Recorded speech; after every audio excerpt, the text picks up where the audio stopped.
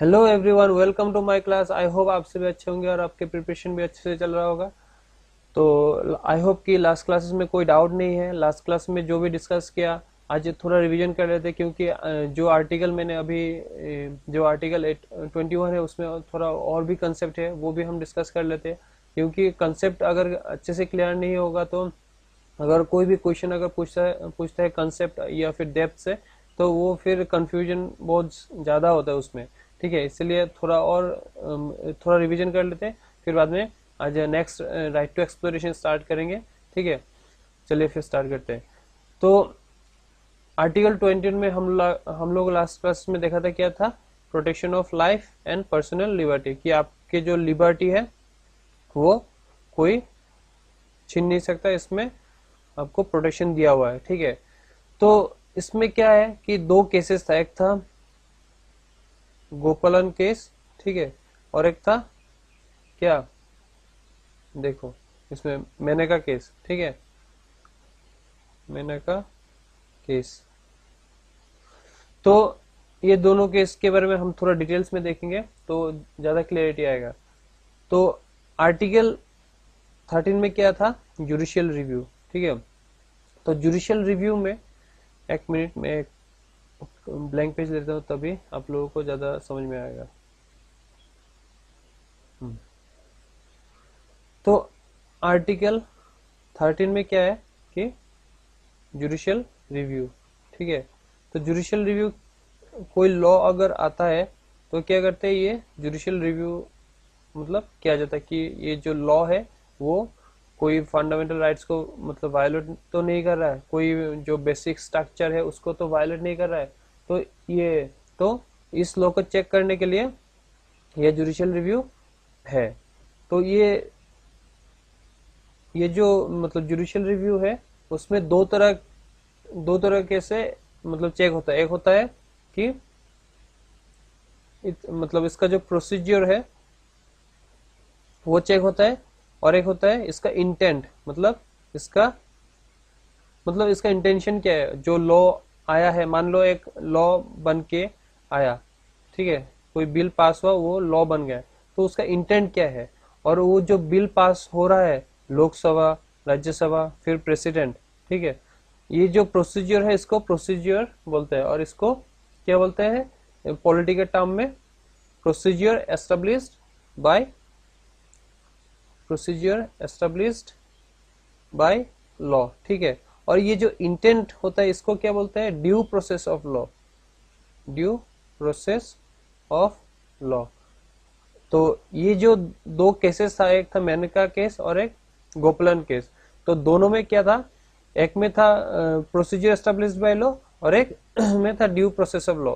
तो हम ये जो मतलब ड्यू प्रोसेस ऑफ लॉ में क्या है और प्रोसीजर एस्टेब्लिश्ड बाय लॉ में क्या कैसा है वो देखते हैं। ठीक है, तो आई होप ये समझ में आ गया कि जो प्रोसीजर होता है उसमें प्रोसीजर एस्टेब्लिश बाय लॉ होता है। जो जो प्रोसीजर होता है उसमें देखा जाता है कि वो प्रोसीजर ठीक है कि नहीं, या फिर जो प्रोसीजर होता है लोकसभा राज्यसभा, लोकसभा से पास होकर राज्यसभा जाता है, राज्यसभा से पास होकर फिर प्रेसिडेंट के असेंट के लिए जाता है। ठीक है, फिर जो बिल है जो लॉ बनता है उसको रिव्यू किया जाता है। तो ये प्रोसीड जो होता है वो ठीक है कि नहीं, ये चेक होता है। और इंटेंट में, मान लो कोई बिल अगर आ गया, मान लो एक बिल लाया गया, तो उसमें क्या है कि उसका तो प्रोसीजर ठीक है, लेकिन उसका जो इंटेंट है उसको फंड जो हम लोगों का फंडामेंटल है वो वायलेट हो रहा है। ठीक है, उसका इंटेंशन चेक किया जाता है कि वो उसकी वजह से किसी का नुकसान तो नहीं हो रहा है, किसी का मतलब जान का खतरा तो नहीं है। तो इसके बारे में चेक किया जाता है। ठीक है, तो ये याद रखना। तो इसमें क्या बोला, the famous Gopalan case 1950, Supreme Court has taken a narrow interpretation of article 21। तो गोपलन केस में क्या था, ये सिर्फ due process sorry procedure established by law था। ठीक है, एस्टेब्लिश्ड बाय लॉ, तो इसमें नैरो इंटरप्रिटेशन था आर्टिकल 21 में। लेकिन जब मेनका केस आया उसमें वाइडर इंटरप्रिटेशन रखा है, वो भी हम देखेंगे आगे। ठीक है, तो ये narrow interpretation of the article 21, it held that the protection of the protection under article 21 is available only against arbitrary executive actions. ठीक है, इसको सिर्फ आर्बिटरी एग्जीक्यूटिव एक्शंस के अगेंस्ट ही प्रोटेक्शन दिया गया, ना कि not from the arbitrary legislative actions. ठीक है, सिर्फ एक में दिया गया प्रोटेक्शन और लेजिस्लेटिव आर्बिटरी लेजिस्लेटिव एक्शन के ऊपर कोई प्रोटेक्शन नहीं है। This means that the state can deprive the right to life and personal liberty of a person based on a law. तो जो भी मतलब किसी की पर्सन कोई भी पर्सन हो उसका पर्सनल लिबर्टी लॉ के तहत ही डिप्राइव किया जा सकता है। ठीक है, this is because of the expression procedure.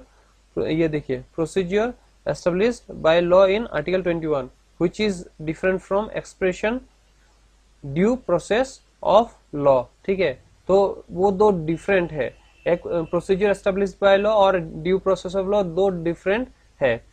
तो कंटेन, ये जो due process of law contain in American constitution, ये ड्यू प्रोसेस ऑफ लॉ कहाँ पे पाया जाता है? अमेरिकन कॉन्स्टिट्यूशन में। तो ये नेक्स्ट देखिए, ये जो मेनका केस है इसमें क्या बोला गया कि 1978 the supreme Court overruled its judgement. फिर सुप्रीम कोर्ट ने मेनका केस में इसको ओवररूल्ड किया in the Gopalan case by taking a wider interpretations. तो गोपालन केस में नैरो इंटरप्रिटेशन था और मेनका केस में वाइडर इंटरप्रिटेशन रखा गया आर्टिकल 21 में। Therefore it rule that the right to life of and personal liberty of a person can be deprived by a law provided the procedure prescribed by that law is reasonable. ठीक है, ये इसमें जो procedure है उसको मतलब check किया जाता है। ठीक है, तो ये बताया गया। तो इसका जो मतलब प्रोसीजर है वो रीजनेबल है, फेयर एंड जस्ट है। ठीक है, in other words it has introduced the American expression due process of law. ठीक है, इसको जो अमेरिकन कॉन्स्टिट्यूशन में बोला गया है, ठीक है, उसको रखा गया जो ड्यू प्रोसेस ऑफ लॉ है। In effect the protections under article 21 should be available not only against arbitrary executive actions but also against arbitrary legislative actions. तो दोनों में प्रोटेक्शन दिया गया, not only arbitrary executive actions not but also against arbitrary legislative actions. और पहले का जो गोपालन केस था उसमें सिर्फ आर्बिट्ररी एग्जीक्यूटिव एक्शंस के अगेंस्ट ही प्रोटेक्शन था, नॉट और लेजिस्लेटिव एक्शंस के अगेंस्ट नहीं था। ठीक है, यही कंसेप्ट था, ये याद रखना कि आर्टिकल 21। तो इसके बेसिस पे, आर्टिकल 21 के बेसिस पे बहुत सारे राइट्स दिया गया है सिटीजन्स को। ठीक है, Maneka case in the subsequent cases उसके तहत ही सारे राइट्स दिया गया है। ये राइट जितने हैं सब आप लोगों को याद होना चाहिए। जैसे लास्ट क्लास में बताया था कि राइट टू मैरी, ठीक है, right to marry, right to internet, right to internet, ऐसे बहुत से, राइट टू प्राइवेसी। ठीक है, ये सारे इसमें आता है, आर्टिकल 21 में आता है। ठीक है, ये याद रखना। नेक्स्ट, ये सारे आप लोगों को याद होना चाहिए और ये इजी भी है। ठीक है, right to reputation, right to information, ये सारे इजी भी है। ठीक है, आर्टिकल 21 में देखा था कि ये जो राइट टू एजुकेशन है वो इंक्लूड किया था। ठीक है, वो 86 कॉन्स्टिट्यूशनल अमेंडमेंट एक्ट 2002 में। और ये जो राइट टू एजुकेशन वो तीनों पार्ट में पाया जाता है, fundamental rights, DPSP and fundamental duties में, तीनों आर्टिकल में पाया जाता है। Fundamental right 21A, DPSP article 45 और फंडामेंटल ड्यूटीज आर्टिकल 51A में पाया जाता है। ठीक है, ये याद रखना। तो आर्टिकल 22 में भी देखा था कि जो protection against arrest and detention, पहले जो आर्टिकल 21 एंड आर्टिकल 22, ये तीनों हम लोग कंबाइन करके पढ़ना होगा। इसमें आपको प्रोटेक्शन दिया जाता है लिबर्टी को, इसमें प्रोटेक्शन दिया जाता है आपका जो आर्बिट्ररी कन्विक्शन है, और इसमें आर्बिट्ररी अरेस्ट। ठीक है, आर्टिकल 22 में। तो ये याद रखना। तो नेक्स्ट देखते हैं आज राइट अगेंस्ट एक्सप्लोरेशन। आर्टिकल हम लोगों ने पहले देखा था आर्टिकल 14 to 18 जो राइट टू इक्वलिटी था, फिर 19 to 22 क्या था, राइट टू फ्रीडम। अभी हम देखेंगे राइट अगेंस्ट एक्सप्लोइटेशन। ठीक है, तो राइट अगेंस्ट एक्सप्लोइटेशन में क्या पहले आता है, prohibitions of traffic in human beings and forced labour. तो जो ह्यूमन बींग्स का ट्रैफिकिंग होता है उसमें रोक का, और जो फोर्स्ड लेबर होता है उसके लिए आर्टिकल 23 में बोला गया। तो फोर्स्ड लेबर का मतलब क्या होता है कि फोर्स्ड लेबर जो है किसी मान लो किसी को भी आप मतलब आप काम करा रहे हो, ठीक है, आप वर्क करा रहे हो किसी से भी, तो उसको मतलब आप कोई मतलब इंसेंटिव ना दे रहे हो, ना उसको कुछ उसके बदले में कुछ दे रहे हो, सिर्फ उसको काम ही कर रहे हो उसको, इसलिए उसको बोला जाता है फोर्स्ड लेबर, ठीक है। तो in article 23 prohibits traffic in human beings, beggar and other similar forms of forced labour, ठीक है। The expression traffic in human beings include, तो traffic in human beings include क्या क्या होता है, selling and buying man and women children like goods, ठीक है। तो किसी भी इंसान का या फिर औरत या फिर बच्चे को बाई करना या फिर सेल करना। फिर immoral traffic in women and children including prostitutions, ये प्रोस्टिट्यूशंस की वजह से किसी को बच्चे वुमेन को ट्रैफिकिंग करना, ठीक है। देवदासी जो पहले का था, एंड स्लेवरी जो मतलब नौकर चाकर होता है, ठीक है, वो जो इंसान को सेल करने के बाद वो उस इंसान को लेके नौकर बना के रखता है, ये सारे मतलब होता है।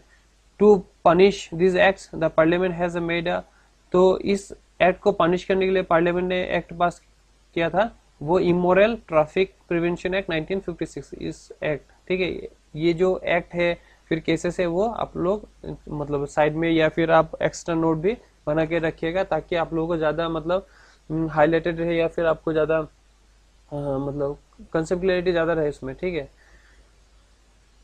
तो नेक्स्ट क्या है, the term beggar means compulsory work without remuneration, ठीक है। बेगर का मतलब कंपल्स किसी भी इंसान से आप कोई भी काम कर रहे हो without any remuneration any incentives, ठीक है।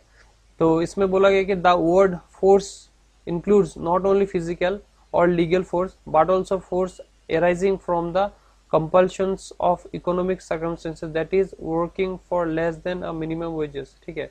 इसमें फोर्स मतलब आप मतलब जिस काम के लिए मान लो आप किसी इंसान को काम कर रहे हो, उसका इंसेंटिव मतलब होना चाहिए 500 और उसको आप 100-200 पे कर रहे हो, ये भी मतलब फोर्स लेबर में इंक्लूड किया जाएगा, ठीक है।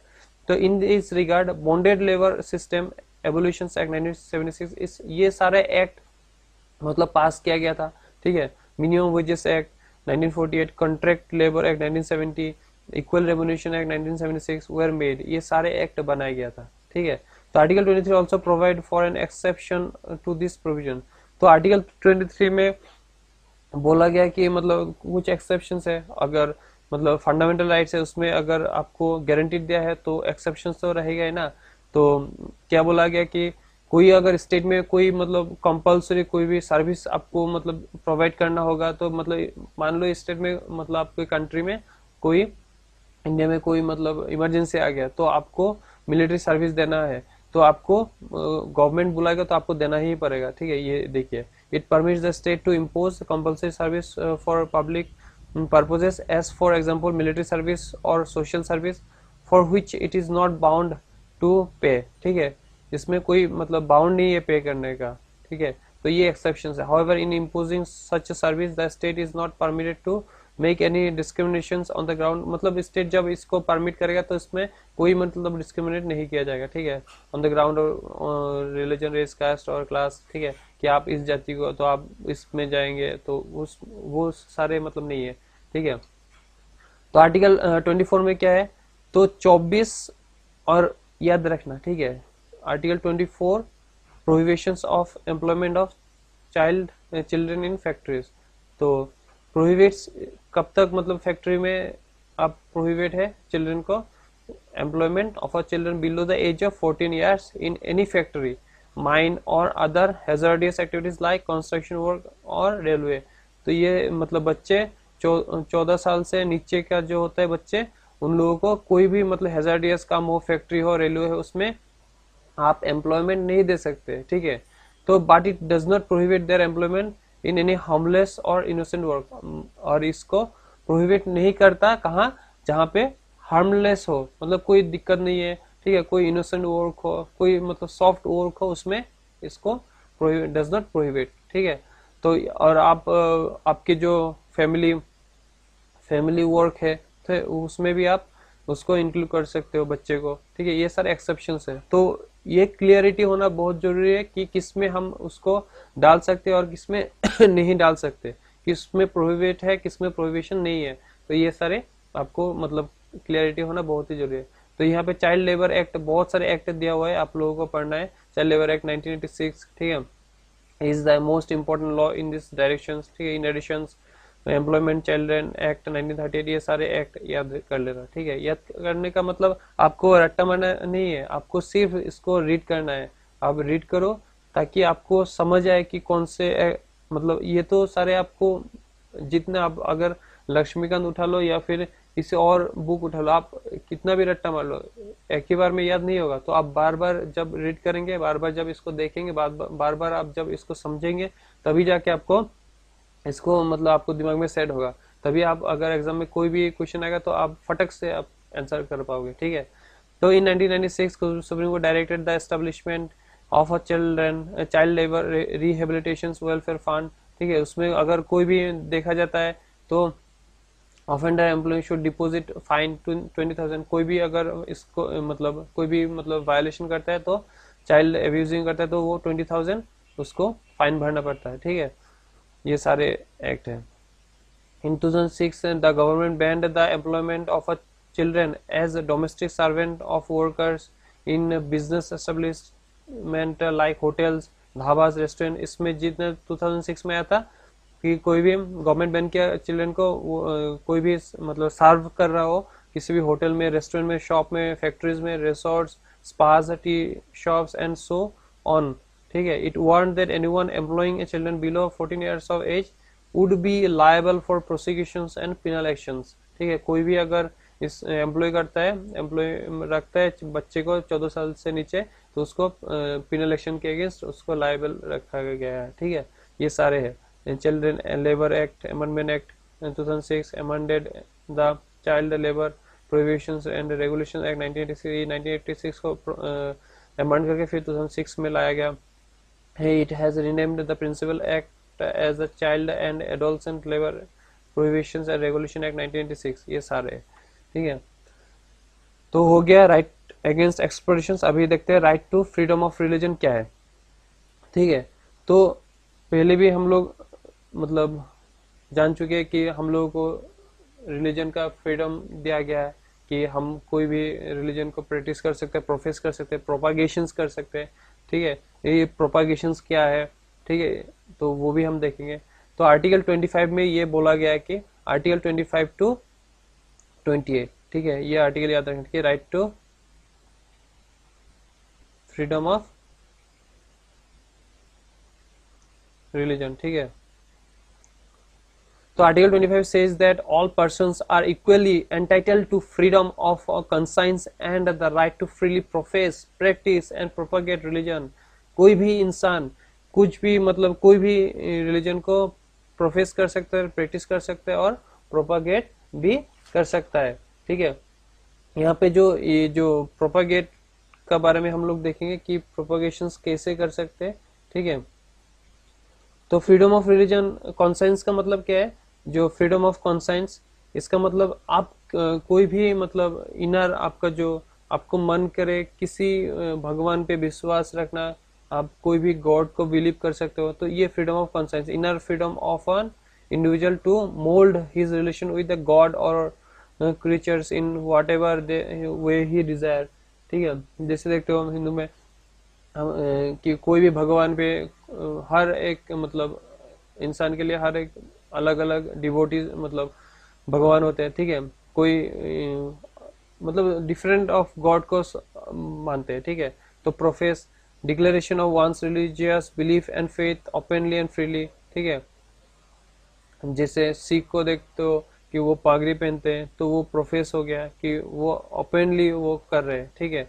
राइट टू प्रैक्टिस, तो performance of religious worship, rituals, ceremonies and exhibitions of beliefs and ideas, ठीक है। और प्रोपागेट का मतलब कोई भी प्रोपागेट मतलब आप ट्रांसमिशन कर सकते हो, डिसमिनेशन कर सकते हो, आप किसी को भी मतलब बोल सकते हो उसको, लेकिन उसमें क्या है वो, but it does not include a right to convert, आप कन्वर्ट नहीं कर सकते हो किसी को भी, ठीक है, another persons to one's own religion, ठीक है। आप किसी को भी बता सकते हो, किसी को भी सजेस्ट कर सकते हो, लेकिन उसको कन्वर्ट नहीं कर सकते हो, ठीक है। इसका प्रोपागेट तो प्रोपोगेट का मतलब ये नहीं कि आप उसको मतलब धमका के उसको कन्वर्ट कर रहे हो, तो वो प्रोपोगेशन नहीं है। आप तो बोलोगे कि मैं प्रोपोगेट कर रहा हूँ, ये प्रोपोगेशन नहीं है, ये प्रोपोगेशंस नहीं है। Transmission and dissemination of one's religious beliefs to others और expositions of the tenets of one's religion, ठीक है,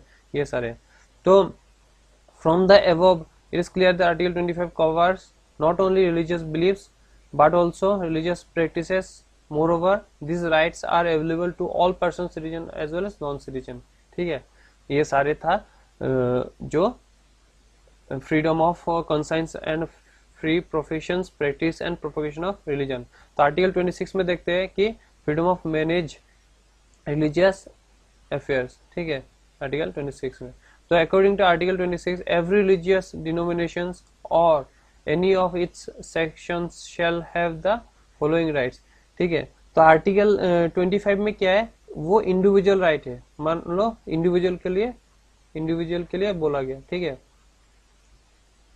इंडिविजुअल, ठीक है। लेकिन आर्टिकल 26 में क्या है, आर्टिकल कोई एक इंस्टीट्यूशंस के बारे में, ठीक है, कोई एक रिलीजियस डिनोमिनेशंस के बारे में बताया गया कि right to establish and maintain institutions for religious and charitable purposes, ठीक है, right to manage its own affairs in matters of religion, right to own and acquire movable and immovable property and right to administer such property in accordance with the law, ठीक है। तो article 25 क्या करते हैं कि वो individual के rights को क्या करते हैं, गारंटी देते हैं। और आर्टिकल 26 क्या करते हैं, जो रिलीजियस डिनोमिनेशन होते हैं और उन लोगों के सेक्शन को गारंटी राइट देता है, ठीक है। ये फर्स्ट लाइन में देखोगे तो वो आप लोगों को समझ में कि आर्टिकल 25 में इंडिविजुअल के बारे में बताया और आर्टिकल 26 में जो डिनोमिनेशंस और रिलीजियस डिनोमिनेशंस है उन लोगों के बारे में बताया।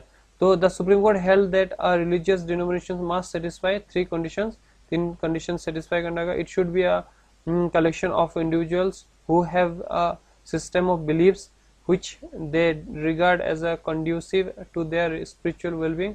It should have a common organizations and it should be designated by a distinctive name. तो ये सारे सुप्रीम कोर्ट के मतलब कुछ कंडीशंस है, ठीक है। जैसे मान लो रामकृष्ण मिशन हो गया, ठीक है, Anand Marg are religious denominations within the Hindu religion, ठीक है। इट आल्सो हेल्ड दैट मतलब किसी का मतलब एस्टेब्लिश्ड किया कुछ और नेमिंग, ठीक है।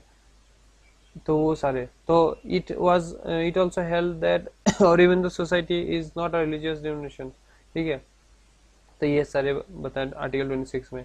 तो आर्टिकल 27 में क्या है कि lays down that no person shall be compelled to pay any taxes. तो आर्टिकल 27 में क्या बोला गया कि फ्रीडम फ्रॉम टैक्सेशन, ठीक है, फ्रीडम फ्रॉम टैक्सेशन। तो गवर्नमेंट ये नहीं कर सकता टैक्स के नाम पे आपको मतलब रिलीजन के नाम से आपसे कोई टैक्स ले, ठीक है, ये नहीं है। तो ये क्या बोला, freedom from taxation for promotion of religion. कोई भी एक पार्टिकुलर रिलीजन को प्रमोट करने के लिए गवर्नमेंट रिलीजन के नाम पे कोई टैक्स नहीं ले सकता, ठीक है। तो आप लोगों के दिमाग में आ रहा होगा कि पार्टिकुलर एक रिलीजन तो नहीं हो सकता, लेकिन सब रिलीजन को अगर प्रमोट करे तो वो हो सकता है कि जी हाँ।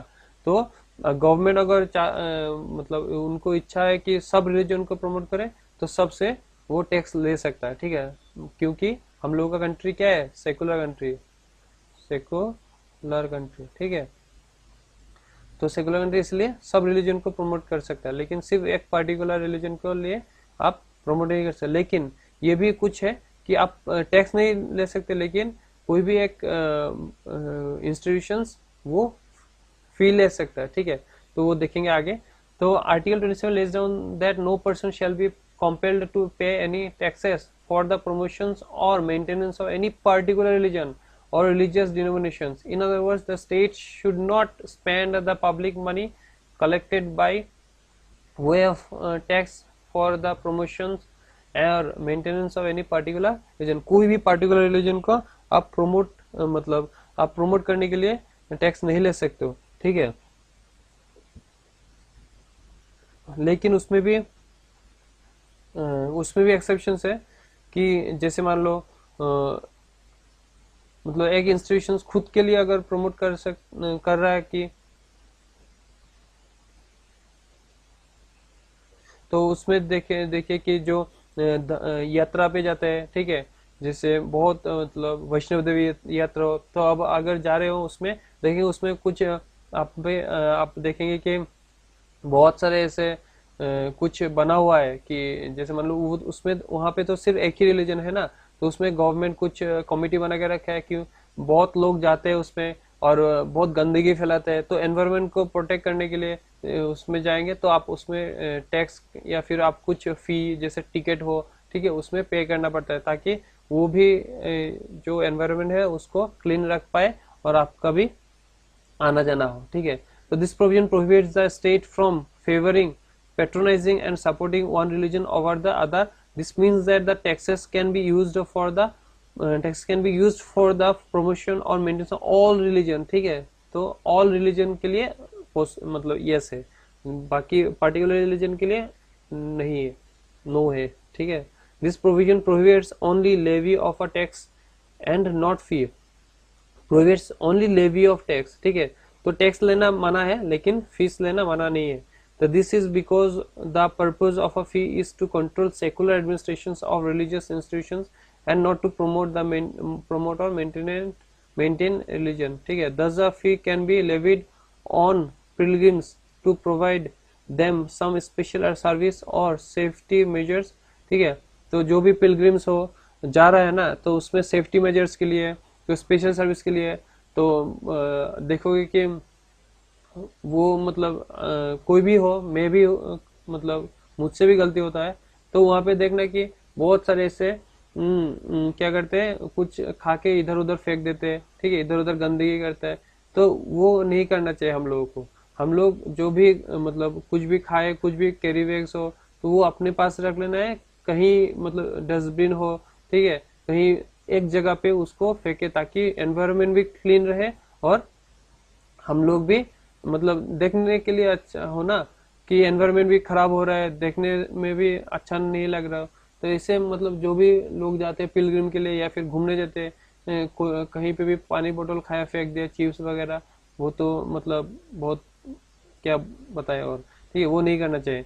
तो इसको मतलब रोकने के लिए वो भी फीस लेता है ताकि वो भी क्लीन करे और सब ठीक रहे, ठीक है।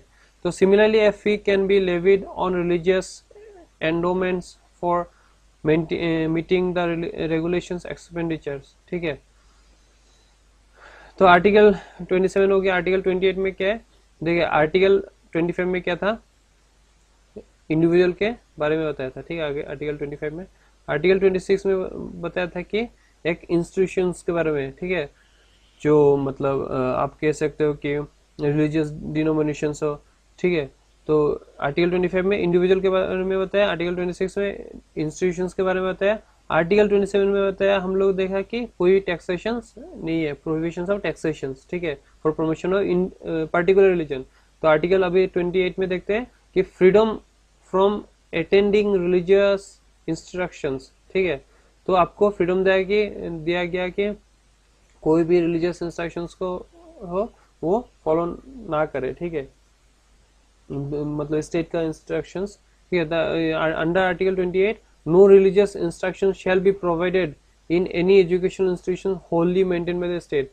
तो कोई भी इंस्टीट्यूशंस हो, तो उसमें अगर इंस्टीट्यूशंस को स्टेट फंड कर रहा है, तो इसमें कोई भी मतलब रिलीजियस इंस्ट्रक्शंस नहीं होगा, ठीक है।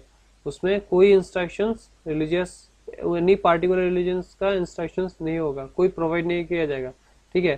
Further no person attending any educational institution recognised by the state or receiving aid out of state funds shall be required to attend any religious instructions or worships in that institution without his consent, ठीक है। तो कोई भी मतलब जैसे मैं बताया कि कोई एजुकेशनल इंस्टीट्यूशंस हो, ठीक है, तो उसमें क्या, जो अगर स्टेट का फंड आ रहा है, स्टेट का मतलब फंडिंग से चल रहा है, तो उसमें कोई रिलीजियस, अब अगर कभी भी मतलब गवर्नमेंट स्कूल जाओगे तो उसमें कोई रिलीजियस इंस्ट्रक्शंस फॉलो नहीं किया जाता, कोई रिलीजियस प्रे हो या फिर कुछ भी हो वो फॉलो नहीं किया जाता। लेकिन अब उसमें देखेंगे जो स्टेट का कुछ है वो फॉलो किया जाता है, स्टेट का जो भी है वो फॉलो किया जाता है, ठीक है। तो in case of minor consent, article 28 distinguishes between 4 types of educational institutions, चार तरह के से एजुकेशन इंस्टीट्यूशन है, ठीक है। एक है institutions Holi maintained by the state, institutions administered by a state but established under any endowment or trust, and C institutions recognized by a state, institutions receiving aid from state। तो first में क्या है, religious instructions is completely prohibited, first वाले में religious instructions completely prohibited है। लेकिन B में क्या है, religious instruction is permitted, B में परमिटेड है कि institution administered by state but establish under any endowment और स्टेट का मतलब एडमिनिस्ट्रेड है लेकिन वो चल रहा है कोई ट्रस्ट कोई एंडोमेंट से चल रहा है। और सी और डी में क्या है, religious instruction is permitted on a voluntary basis, ठीक है, वॉलंटियरी बेसिस से परमिटेड है। Institution recognised by state receive aid from, मतलब कम्प्लीटली हो तो नहीं होगा लेकिन थोड़ा बहुत मतलब फंड आ रहा है, मतलब institution receiving aid from the state, ठीक है, वो वॉलंटरी बेसिस, मतलब जब मतलब कुछ भी मतलब है तो वो चलेगा। तो नेक्स्ट है हम लोगों का कल्चरल एंड एजुकेशनल। तो बेसिकली अभी जो हो गया, पहले हो गया क्या, पहले आर्टिकल 14 टू 18 में क्या था, आर्टिकल 14 टू 18 में इक्वलिटी था, आर्टिकल 19 टू 22 में राइट टू फ्रीडम था, आर्टिकल 23 24 में क्या था, राइट अगेंस्ट एक्सप्लोरेशन। अभी आर्टिकल 25 से 28 तक क्या था, फ्रीडम ऑफ रिलीजन, ठीक है, फ्रीडम ऑफ रिलीजन। तो अभी आर्टिकल 29 एंड 30 में क्या है, कल्चरल एंड एजुकेशनल राइट्स। तो नेक्स्ट इसके बाद आएगा कॉन्स्टिट्यूशनल रेमेडीज। तो अभी कितना हो गया, 1 2 3 4, ये 5 नंबर चल रहा है और 6 नंबर, तो 6 राइट्स जो फंडामेंटल राइट्स है वो है। तो अभी आर्टिकल 29 में क्या है, protection of interest of minorities. तो आर्टिकल 29 में जो माइनॉरिटीज के इंटरेस्ट है उसको प्रोटेक्ट किया गया, क्योंकि देखा गया कि जो भी माइनॉरिटीज है उन लोगों को मतलब नेग्लेक्ट किया जाता है बहुत सारे कंट्रीज में, लेकिन जो माइनॉरिटीज होते हैं उन लोगों को, हम लोगों को ज्यादा से ज्यादा प्रोटेक्ट करना या फिर उन लोगों को इंसेंटिव प्रोवाइड करना वो होता है, ठीक है, उन लोगों का कल्चर होता है, ठीक है। और इसमें आर्टिकल 29 में बोथ माइनॉरिटीज एंड मेजोरिटीज भी इंक्लूड किया गया है। तो article 29 provides that any section of the citizens residing in any part of the India having a distinct language, मतलब कोई भी लैंग्वेज हो, स्क्रिप्ट और कल्चर ऑफ इट्स ओन, खुद का, shall have the right to conserve the same, उन लोगों का जो डिस्टिंक्ट लैंग्वेज है, कल्चर है, स्क्रिप्ट है, वो कंजर्व करना उन लोगों का राइट है। Further no citizen shall be denied, no citizen shall be denied admission into any educational institution maintained by the state or receiving aid out of the state funds on grounds of only religion, race, caste और language। तो इसमें बोला गया कि कोई भी citizen को मतलब डिनाई नहीं किया जाएगा एडमिशन लेने में, कोई भी एजुकेशन इंस्टीट्यूट में जो एजुकेशन इंस्टीट्यूशन स्टेट के फंड के ग्राउंड पे चल रहा है या फिर स्टेट का मेंटेन मतलब स्टेट मेंटेन करता है, ठीक है, वो किसी भी मतलब इंस्टीट्यूशन में डिनाई नहीं किया जाएगा। तो they can not be denied into admission into education institutions maintained by the state और receiving fund from the state. तो ये प्रोविजन है। तो ये the first provision protects the right of a group while the second provision guarantee the right of a citizen as an individual irrespective of a community to which he belongs, ठीक है, जो भी community से belong करता है उसको first provision जो है, जो स्क्रिप्ट और कल्चर उन लोगों का मतलब प्रोटेक्ट किया जाएगा, उसमें क्या बोला है कि the provision protect the right of a group, जो राइट्स है उन लोगों का ग्रुप का, एंड उन लोगों का राइट्स प्रोटेक्ट किया जाता है। सेकंड में बोला गया कि इंडिविजुअल मतलब इंडिविजुअली प्रोटेक्ट करेगा, ठीक है। The article 29 grants protections to both religious minorities as well as linguistic minorities, ठीक है। तो आर्टिकल 29 क्या करते हैं, बोथ बोथ रिलीजियस माइनॉरिटीज और लिंग्विस्टिक माइनॉरिटीज दोनों को प्रोटेक्ट करता है, ठीक है। तो सुप्रीम कोर्ट यहाँ पे क्या बोला कि supreme also held that the right to conserve the language includes the right to agitate for the protection of the language, ठीक है। Hence, the political speeches or promises made for the conservation of the language of a section of the citizens does not amount to corrupt practices under the Representation of People Act 1951, ठीक है। तो ये article 29 था। तो article 30 में क्या बोला कि right of minorities to establish and administer education institution. तो आर्टिकल 30 में बोला गया कि कोई भी माइनॉरिटीज हो वो लोग अपना खुद का मतलब इंस्टीट्यूशन एस्टेब्लिश भी कर सकता है और या फिर एडमिनिस्टर भी कर सकता है, ठीक है। तो all minorities shall have the right to administer and administer educational institutions of their choice. तो हम लोग का इंडिया में देखना कि बहुत से ऐसे माइनॉरिटीज इंस्टीट्यूशन है जो वो खुद चलाते हैं और खुद एस्टेब्लिश किया हुआ है, ना कि किसी और के तरह एस्टेब्लिश करके फिर खुद चलाते हैं, ऐसा नहीं है। खुद का भी हो सकता है, मतलब पर्सनली, ठीक है। मतलब खुद का जो माइनॉरिटीज है वो लोग अपना खुद का कल्चर या फिर खुद का लैंग्वेज जो मतलब डेवलप करने के लिए या फिर सीखने के लिए वो मतलब एस्टेब्लिश कर सकता है। तो एक रिसेंटली एक केस था, मतलब बहुत साल 2-3 साल पहले का केस था कोलकाता में। कोलकाता हाई कोर्ट ने जो उसमें मद्रासा के एक इंस्टीट्यूशन था उनको मतलब इनवैलिड कर दिया गया कि वो मतलब इंडिविजुअल राइट्स को वायलेट कर रहा था। तो बाद में सुप्रीम कोर्ट ने बोला कि वो खुद का एक जो मतलब कॉन्स्टिट्यूशन में बोला गया कि खुद का एक माइनॉरिटी मतलब एडमिनिस्ट्रेशन या फिर इंस्टीट्यूशन एस्टेब्लिश कर सकता है। तो वो माइनॉरिटीज इंस्टीट्यूशन था, तो वो फिर सुप्रीम कोर्ट ने वैलिड कर दिया गया, ठीक है, ये बताया था।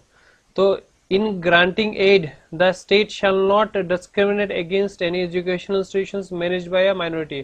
तो मान लो 3-4 माइनॉरिटीज इंस्टीट्यूशंस है, ठीक है।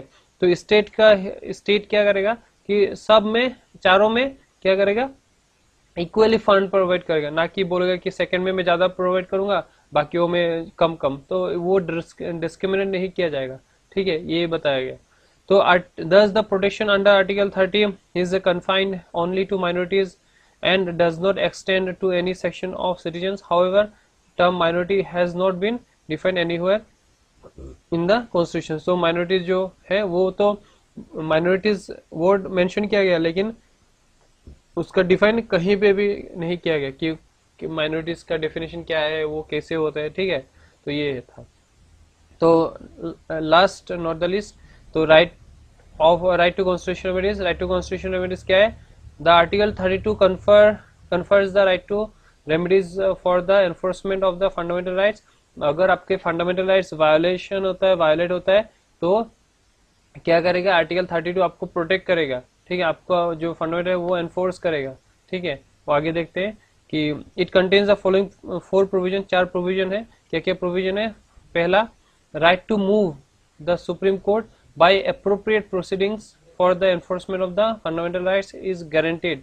जो फंडामेंटल राइट्स है हम लोग का वो गारंटीड है, तो हम लोग डायरेक्ट सुप्रीम कोर्ट जा सकते हैं। जो प्रोसीडिंग्स है वो प्रोसीडिंग्स फॉलो करके वो एनफोर्स कर सकते हैं, ठीक है। तो supreme court shall have the power to issue, supreme court के पास पावर होता है वो इशू डायरेक्शंस और ऑर्डर्स, ठीक है, वो डायरेक्शन दे सकते हैं या फिर ऑर्डर दे सकते हैं, और 5 रीट होता है वो इशू कर सकता है for the enforcement of any of the fundamental rights, कोई भी फंडामेंटल राइट एनफोर्स करने के लिए।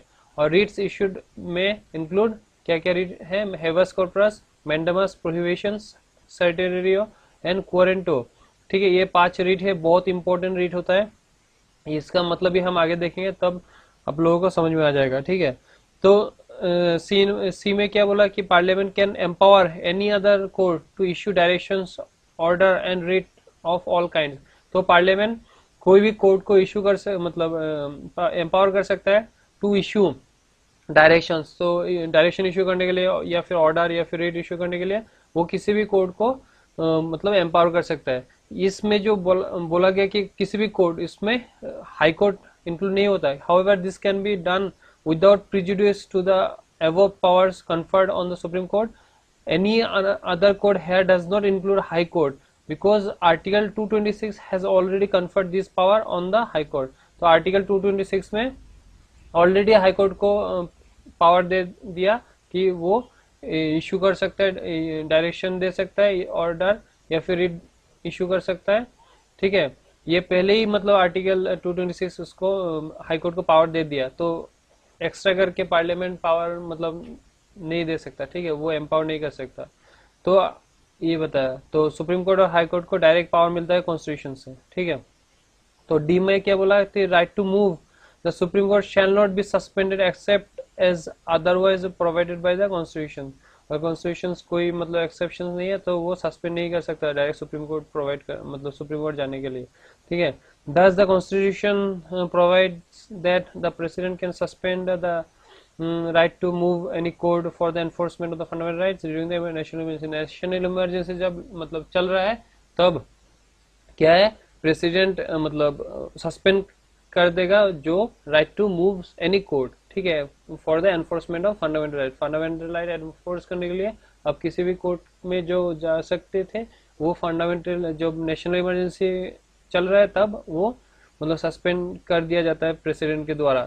ठीक है, ये बताया गया। ठीक है, ये चारों इंपॉर्टेंट पॉइंट है, ये याद कर लेना। ठीक है, तो नेक्स्ट देखते हैं एक एक करके पांचों रीट के बारे में। तो हेबस कॉर्पस, हेबस कॉर्पस एक लैटिन वर्ड है, इसका मतलब है to have the body of. ठीक है, to have the body of मतलब कोई भी मतलब एक पर्सन को किसी ने डिटेन कर दिया। ठीक है, कोई भी एक पर्सन को मतलब पुलिस ने या फिर अथॉरिटी ने डिटेन कर दिया तो उसका फंडामेंटल राइट्स वायोलेशन हुआ ना, तो आर्टिकल 221 उसको लिबर्टी देता है। ठीक है, आर्टिकल 22 उसको प्रोटेक्ट करता है फॉर एनी डिटेंशन। ठीक है, आर्टिकल 20 क्या करता है, आर्टिकल 20 उसको प्रोटेक्ट करता है फॉर आर्बिट्री कन्विक्शंस। ठीक है, तो ये जो habeas corpus to have the body of का मतलब देखो एग्जाम में क्या पूछा जाता है कि इसका मतलब क्या है, हेबस कॉर्पस का मतलब क्या है और ये किस किस के अगेंस्ट यूज होता है। ठीक है, इशू होता है या फिर यूज होता है, वो जान लेना, इतना ही बहुत है। ठीक है, और बाकी एक बार रीड कर लेना ताकि आप लोगों को समझ में आ जाए। ठीक है, तो ये किस किस के अगेंस्ट इशू होता है। The writ of a habeas corpus can be issued against both public authorities as well as private individuals। ये both public and प्राइवेट के अगेंस्ट यूज होता है। ठीक है, इशू होता है, यूज होता है, दोनों। ठीक है, तो मैं क्या बता रहा था कि हेबस कॉर्पस कोई मान लो आपको डिटेन कर दिया। ठीक है, डिटेन करने के बाद आपका फंडामेंटल राइट तो वायलेट हुआ, तो आप डायरेक्ट सुप्रीम कोर्ट जाओगे तो वो डायरेक्ट सुप्रीम कोर्ट क्या करेगा, आपके लिए, आपके फेवर में जो भी मतलब जिस किसी लिए भी मतलब पब्लिक हो या फिर प्राइवेट हो उनके अगेंस्ट मतलब आपके लिए वो रीट इशू करेगा, जो है habeas corpus to have the body of. ठीक है, तो नेक्स्ट है मेंडामास।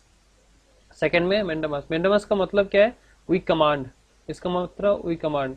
तो इस मेंडामास का जो मतलब है कमांड, जो डू योर ड्यूटी, जो ये एक्चुअली यूज किया जाता है, इशू किया जाता है पब्लिक ऑफिशियल के अगेंस्ट, पब्लिक ऑफिशियल के अगेंस्ट इशू किया जाता है, ऑफिशियल। ठीक है, ऑफिशियल के अगेंस्ट इशू किया जाता है। क्यों, कभी देखना कि पब्लिक ऑफिशियल जो होता है वो अपना काम छोड़ के स्किप करता है, या फिर जो 4 घंटे का काम होता है, 8 घंटे का काम होता है, वो हाफ टाइम में या फिर उससे भी कम समय में करता है। तो वो सुप्रीम कोर्ट फिर उसको बोला कि डू योर ड्यूटी, और जो भी काम है उसको कंप्लीट करो। ठीक है, तो वो सुप्रीम कोर्ट कमांड करते हैं, मतलब we command do your duty, don't skip your duty. ठीक है, और ये कोर्ट किसको इश्यू करता है, किसके अगेंस्ट, पब्लिक ऑफिशियल्स के अगेंस्ट, नॉट प्राइवेट इंडिविजुअल्स। क्योंकि प्राइवेट मान लो किसी कंपनी के सीईओ, तो वो तो खुद का कंपनी है ना, तो वो कैसे खुद का कंपनी का जो सीईओ है उसको कैसे मतलब इशू कर सकता है। ठीक है ना, तो ये और writ mandamus can not be issued, किस किस के अगेंस्ट इश्यूज नहीं होता, अगेंस्ट प्राइवेट इंडिविजुअल्स और body to enforce departmental instructions that does not possess statutory force. और when the duty is discretionary and not mandatory, जब मतलब ड्यूटी डिस्क्रिशनरी हो और मैंडेटरी ना हो तब इसके अगेंस्ट इश्यू ना हो, ठीक है। To enforce and contractual obligations, ठीक है, against the President of India and the state governors and against the chief justice of high court acting in judicial capacity, इन सब के अगेंस्ट इश्यू नहीं किया जा सकता, ठीक है। ये मैंडेमस था। To we command. और नेक्स्ट प्रोहिबिशंस। प्रोहिबिशंस का मतलब है टू फॉरबिड, टू प्रोहिबिट, मतलब प्रोहिबिशन मतलब फॉरबिड और प्रोहिबिशन का मतलब तो आपको लोगों को पता ही है, ठीक है। It is issued by a higher court to a lower court और tribunal to prevent the latter from exceeding its jurisdictions और usurping a jurisdictions that it does not possess, ठीक है। तो ये हायर कोर्ट क्या करता है, लोअर कोर्ट को ऑर्डर देता है कि कोई भी अगर केस हो, जुरिसडिक्शन हो, उसको एक्सीड ना हो, या फिर बहुत सारे ऐसे मतलब कोर्ट के टर्म पे उन लोगों को मतलब प्रोहिबिट करने के लिए, ठीक है, जो भी मतलब एक्स्ट्रा कुछ हो रहा है तो उसको प्रोहिबिट करने के लिए ये इशू किया जाता है। और किसके अगेंस्ट इशू होता है, हायर कोर्ट लोअर कोर्ट को इशू करता है, ठीक है, ये याद रखना। हायर कोर्ट लोअर कोर्ट को बोलता है कि तुम ज्यादा लिमिट के बाहर जा रहे हो तो बी इन योर लिमिट, ठीक है। टू प्रिवेंट, ठीक है, वो अगर एक्स्ट्रा कुछ ना हो, मतलब बहुत सारे होता है ना कि लिमिट के अंदर रहकर कुछ करो, कि इसको कुछ जो सजा देना होता है वो क्या करेगा, ज्यादा मतलब बढ़ा के सजा देगा, ठीक है। तो ऐसा ही कुछ जो भी मतलब पनिशमेंट होता है, जो क्रिमिनल होता है उनको अगर मान लो लाइफ टाइम इम्प्रिजन होता है तो लोअर कोर्ट क्या कर रहा है, उसको मतलब कैपिटल पनिशमेंट के लिए जा रहा था, तो हायर कोर्ट लोअर कोर्ट को बोले उसको सजा दो, लेकिन जो है वही दो, बी इन योर लिमिट, ठीक है। तो नेक्स्ट देखते हैं, नेक्स्ट है सर्टिरेरियो। इसका मतलब है टू सर्टिफाइड और to be informed. To certify और टू बी इन्फॉर्म्ड, और ये किसको मतलब ये किसके अगेंस्ट होता है, ये भी हायर कोर्ट लोअर कोर्ट को बोलता है, ठीक है। तो इवन इवन एडमिनिस्ट्रेटिव बॉडी के अगेंस्ट भी मतलब उस इशू होता है, ठीक है। ये भी एडमिनिस्ट्रेटिव बॉडी के अगेंस्ट भी इश्यू होता है। पहले नहीं था, पहले एडमिनिस्ट्रेटिव अथॉरिटीज के अगेंस्ट नहीं होता था, लेकिन आफ्टर 1991 सुप्रीम कोर्ट बोला कि ये इवन एडमिनिस्ट्रेटिव अथॉरिटीज के अगेंस्ट भी ये इशू होगा, ठीक है। इसका मतलब to certify to be inform, कि हायर कोर्ट लोअर कोर्ट को बोलेगा कि जो भी मतलब केसेस है, जो भी मतलब कोर्ट के कागज है वो इशू करे, टू सर्टिफाई करे, ठीक है, ये मतलब वैलिड है कि नहीं, ये सारे बात बताता है इसका मतलब, ठीक है। Like prohibitions, certiorari is also not available against legislative bodies and private individuals और बॉडीज। तो दो हम लोगों को दो बॉडी मिल गया, प्रोहिबिशन और सर्टिरेरियो, जो हाई कोर्ट लोअर कोर्ट को इशू करते हैं, मतलब ऑर्डर देते हैं, ठीक है। Next last quo warranto. तो क्वारंटो का सिंपल मीनिंग है बाय व्हाट अथॉरिटी और वारंट, ठीक है। मान लो कोई एक ऑफिसर्स है, ठीक है, तो ऑफिसर्स के वजह से किसी का फंडामेंटल राइट्स वायोलेशन होता है, ठीक है। मान लो कोई राइट्स वायोलेशन हो रहा है तो वो जो कोर्ट में मतलब बुलाएगा उनको, या फिर जो जब सब जितने भी केसेस होता है सब तो लास्ट एट द एंड मतलब केसेस प्रूफ जो होता है वो तो कोर्ट में जाके होता है, तो वो जो जजेस बैठा रहेगा टेबल पे, वो बोलेगा कि बाय व्हाट अथॉरिटी आपका जो पोजीशन है वो मतलब क्या पोजीशन है, या फिर आपको बोल सकते हैं कि वो इंक्वायरी कर सकते हैं, जो जज बैठा हुआ है वो इंक्वायरी बैठा है कि उसका जो पोजीशन है, उसका जो पावर है उससे कुछ ज्यादा ही ना कर दिया ना क्या कर दिया, वो इंक्वायरी बैठाता है, ठीक है। In literal sense it means by what authority और warrant it issued by the court to inquire into the legality of a claim of a persons to a public office, क्या वो लीगल तरीके से वो अपना काम किया या फिर नहीं किया, hence it prevents illegal assertions of a public office by a persons, क्या वो पब्लिक जो ऑफिस है उसको मतलब इलीगली यूज किया या फिर इलीगली किसी ने उसको मतलब प्रोवोक किया ताकि वो ज्यादा से ज्यादा कुछ मतलब मिस इलीगल काम किया, तो उसकी वजह से तो ये कौन इश्यू करता है, वो पब्लिक ऑफिशियल्स के अगेंस्ट इश्यू होता है, ठीक है, पब्लिक ऑफिशियल के अगेंस्ट इश्यू होता है, ठीक है, नॉट प्राइवेट इंडिविजुअल, ठीक है। इसका मतलब क्वारंटो का मतलब बाय व्हाट अथॉरिटी और वारंट, ठीक है। ये था 5 रिट, ठीक है। नेक्स्ट देखते हैं आर्टिकल 33 में क्या है। It empowers the parliament to restrict और abrogate the fundamental rights of the members of armed forces, paramilitary forces, police forces, intelligence agencies and analogies. तो इस आर्टिकल 33 में बोला गया कि जो पार्लियामेंट, जैसे मान लो आप किसी भी फोर्सेस में जाएंगे तो वो आप कहाँ जाएंगे, तो वो पार्लियामेंट के अंदर आता है ना सब फोर्सेस।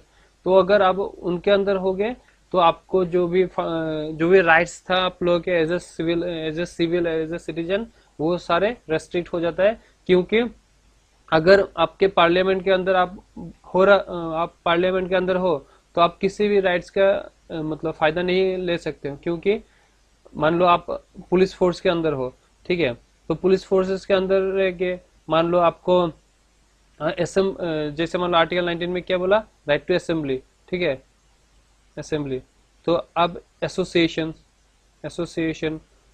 आप पुलिस फोर्स के अंदर रह के फिर आप एसोसिएशन बनाओगे क्या, तो ऐसा नहीं होता।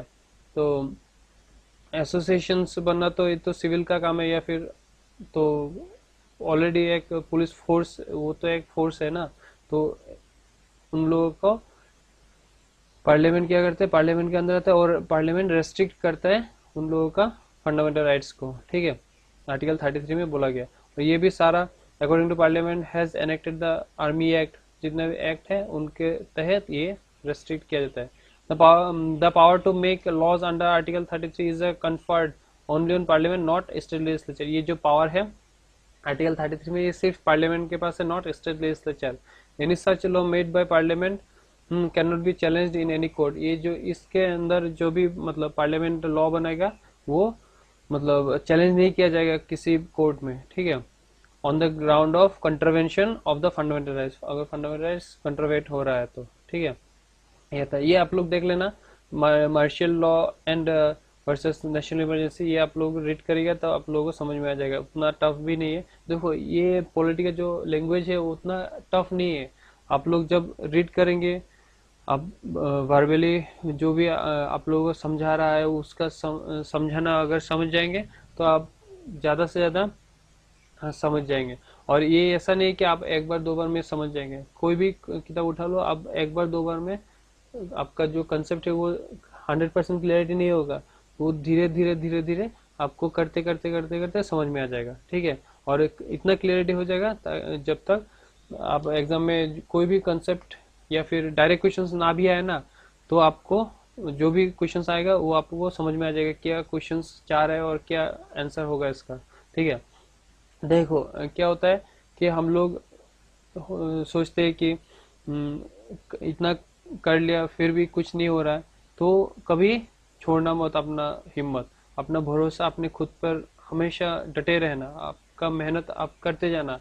क्योंकि जब तक आप छोड़ देंगे ये सोच के कि हो गया बस इतना ही हो गया, आगे मतलब कुछ नहीं होगा शायद, तो तभी अगर आप मूव कर लिया आगे, आपका कदम बढ़ा लिया, तो हो सकता है उसी वक्त आपको सक्सेस मिल जाए, ठीक है।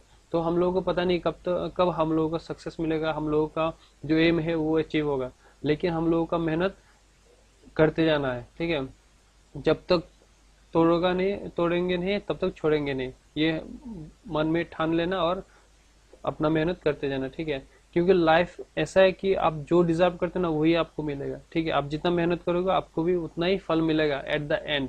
क्योंकि एक पेड़ जब आप लगाते हो उसका तुरंत आपको फल नहीं मिलेगा, कभी 2 साल भी लगता है, कभी 4 साल भी लगता है, कभी 5 साल भी लगते हैं, लेकिन आप उसमें डटे रहो, ठीक है। चलिए फिर नेक्स्ट देखते हैं martial law and fundamental right. Martial law article 34 provides for the restrictions of fundamental rights while martial law is in force in any area within the territory of India। जैसे मान लो जम्मू एंड कश्मीर में जब martial law था तब उसमें कोई fundamental rights मतलब valid नहीं था, उसमें मार्शियल जिस किसी से मतलब जगह पे मार्शियल लॉ इम्पोज है उसमें फंडामेंटल राइट्स रेस्ट्रिक्ट है, ठीक है, फंडामेंटल राइट्स खत्म कर दिया जाता है, ठीक है। तो ये याद रखना।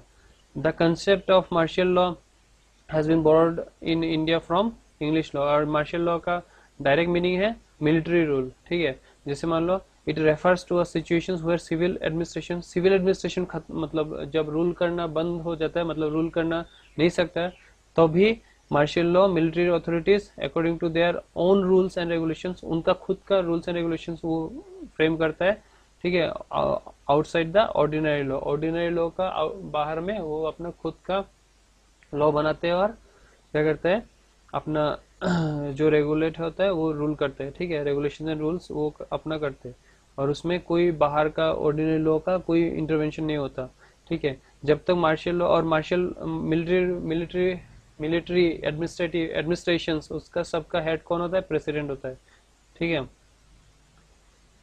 इन सब का ना जस्ट आपको समझना है, जस्ट, ठीक है।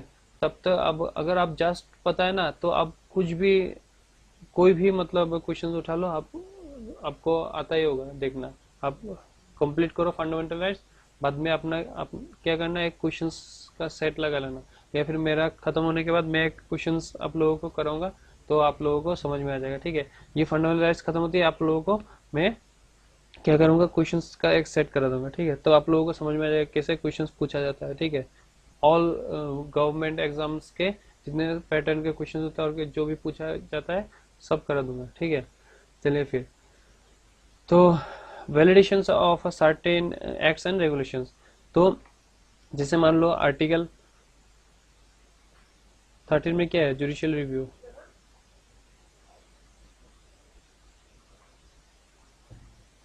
ठीक है। आर्टिकल 13 में जुडिशियल रिव्यू है, तो ये क्या बोला गया कि आर्टिकल 31 बी में, सॉरी आर्टिकल 31 बी में क्या बोला गया कि article 31 B saves the acts and regulation include the 9th schedule from being challenged and invalidated on the grounds of contravention of any of the fundamental right, ठीक है। कोई भी लॉ अगर कंट्रोवेट कर रहा है फंडामेंटल राइट्स को, ठीक है, तो वो इनवैलिड किया, चैलेंज मतलब नहीं किया जा सकता, ठीक है, इनवैलिड बोला गया है, ठीक है। तो इसको बाद में क्या बोला, आयर कोलेव केस में 2007 में सुप्रीम कोर्ट रूल्ड किया that there could not be any blanket immunity from judicial review of laws included in the 9th schedule, ठीक है। The court held that judicial review is a basic feature of the constitution, जो constitution, जो court ने बोला कि judicial review क्या है, एक बेसिक फीचर है कॉन्स्टिट्यूशन का, and it could not be taken away by putting a law, कोई लॉ पुट करके इसको हटा नहीं सकता in the 9th schedule. It said that the laws placed under 9th schedule, जो भी लॉ 9th शेड्यूल के अंदर प्लेस किया जाएगा after the 24 April 1973 are open to challenge in any court, ठीक है। जो भी लॉ 1973 के बाद में पुट किया जाएगा 9th शेड्यूल में, वो ओपन चैलेंज किया जा सकता है कोर्ट में, ठीक है, इफ दे वायोलेटेड फंडामेंटल, अगर वो वायोलेशन कर रहा है फंडामेंटल राइट्स को गारंटीड अंडर आर्टिकल 14, 15, 19 एंड 21 और basic structure of the constitution. इन सब को अच्छे तरीके से रीड करना, तब आपको जाके समझ में आ जाएगा कौन से बारे में बताया, आर्टिकल 14, 15, 19, 21 और basic structure of the constitution, ये याद रखना, ठीक है। इसमें फंडामेंटल राइट्स गारंटीड, इनके अंदर अगर जो भी फंडामेंटल राइट्स गारंटीड है वो अगर वायलेट हो रहा है, तो वो जो लॉ बना है 9th शेड्यूल के अंदर वो डायरेक्ट चैलेंज किया जा सकता है। तो पहले क्या बोला गया था कि 9th शेड्यूल के अंदर जो भी लॉ बन रहा था, अगर वो फंडामेंटल राइट्स को वायलेट कर रहा है या फिर फंडामेंटल राइट को चैलेंज, मतलब फंडामेंटल राइट को वायलेशन कर रहा है, तो उसको चैलेंज नहीं किया जा सकता, ठीक है। लेकिन बाद में इसको चेंज करके आईआर कोलेव केस में इसको चेंज कर दिया गया। तो ये केसेस याद रखना, अगर जो भी मतलब मेंस के लिए पढ़ाई कर रहा है या फिर मेंस, जब प्रीलिम्स क्लियर होगा मेंस देगा, तो ये कोट करना बहुत ही जरूरी होता है, और तभी जाके आपका जो आंसर होता है वो अलग होता है, ठीक है। और ये भी बताया कि आप लोगों को तो पता है कि जो बेसिक स्ट्रक्चर और बेसिक फीचर होता है कॉन्स्टिट्यूशन, वो मतलब उसमें छेड़खानी नहीं किया जाएगा, वो तो बताइए, ठीक है। तो originally the ninth schedule contained only 13 acts and regulations, but at present their number is 282। Originally 13 act था, अभी 282 हो गया। ठीक है, तो ये याद रखना। तो इतना तक ही था। और बाकी दो तीन टॉपिक है जिसमें उतना इम्पोर्टेंट नहीं है, जो आप लोगों को मतलब पता है, जो क्रिटिसिज्म है, ठीक है, फिर सिग्निफिकेंस है। क्रिटिसिज्म में जैसे हम लोग ने देखा था कि ये थोड़ा कॉम्प्लिकेशन, फंडामेंटलाइज कॉम्प्लिकेटेड है, नो उसमें कोई क्लियरिटी नहीं है, नो परमानेंसी। क्यों नो परमानेंसी? मतलब जब जब चाहे मतलब पार्लियामेंट इसको एमन कर सकता है, या फिर जब चाहे मतलब अगर कोई भी इमरजेंसी लगे तो उसको हटा दिया जाता है। लिमिटेशंस, बहुत सारे लिमिटेशंस है। ठीक है, राइट तो दिया गया है, लेकिन उस पर भी लिमिटेशंस है। कोई मतलब सोशियो इकोनॉमिक के बारे में, सोशियो इकोनॉमिक राइट्स के बारे में नहीं बताया। ठीक है, आर्बिटरी रेस्ट्रिक्शंस बहुत है। आर्बिटरी जैसे हम लोगों ने देखा, आर्बिटरी कन्विक्शन, आर्बिटरी अरेस्ट, ऐसे बहुत सारे आर्बिटरी है। ठीक है, और सिग्निफिकेंस में क्या है? Bed rock of democratic system, protect the individual rights of minorities. ठीक है, जो माइनॉरिटीज है उन लोगों का प्रोटेक्ट कर रहा था, इंडिविजुअल राइट्स को प्रोटेक्ट कर रहा था। आर्टिकल 21 में बोला गया कि बहुत सारे राइट्स दिया गया इंडिविजुअल्स को। तो ऐसे बहुत सारे सिग्निफिकेंस है, क्रिटिसिज्म है। वो मेंस के लिए ज़्यादा इंपॉर्टेंट है, वो आप जब लक्ष्मीकांत पढ़ोगे तो आप लोगों को समझ जाएगा। ठीक है, इतना इम्पोर्टेंट नहीं है। तो आप जितना अभी तक में जितना हो गया उतना ही इम्पोर्टेंट है। और इतना भी कर लिया तो बहुत, आप लोगों ने बहुत कर लिया। और ये एक बार में आप लोगों को समझ में नहीं आएगा। आप एक बार वीडियो देखेंगे, आप पढ़ेंगे, आप वीडियो देखेंगे, पढ़ेंगे, तो धीरे धीरे करते करते जितना बार, मैंने क्या बताया था पहले ही बताया था कि 10 टाइम्स एटलीस्ट, मिनिमम 10 टाइम्स आप रीड करो, तभी जाके आप लोगों को मतलब सब ऑलमोस्ट क्लियरिटी हो जाएगा। ठीक है, तो ये याद रखना। तो चलिए फिर आज तक यहीं रखते हैं। नेक्स्ट क्लास में डीपीएस पे स्टार्ट करेंगे, directive principle of state policy, article 36 to 51। ठीक है, तो वो कंप्लीट करेंगे। फिर फंडामेंटल ड्यूटीज है वो कंप्लीट करेंगे। तो डीपीएस में भी शायद अगर छोटे छोटे पार्ट में करते हैं तो वो भी टाइम लगेगा। तो फिर देखेंगे क्या क्या है उसमें। चलिए फिर आज यहीं तक रखते हैं, फिर मिलते हैं नेक्स्ट वीडियो में। तब तक के लिए गुड बाय, एंड अच्छे से पढ़ते रहिए और अपना भरोसा खुद पे मतलब ज़्यादा बनाए रखें और प्रिपरेशन अच्छे से करते रहिए। ठीक है, चलिए, have a nice day for, and thank you so much for joining the session. अगर वीडियो अच्छा लगे प्लीज़ ज़्यादा से ज़्यादा शेयर कीजिएगा, और सब्सक्राइब नहीं किया तो प्लीज़ सब्सक्राइब कीजिएगा। और thank you so much for joining the session. चलिए फिर नेक्स्ट वीडियो में मिलते हैं।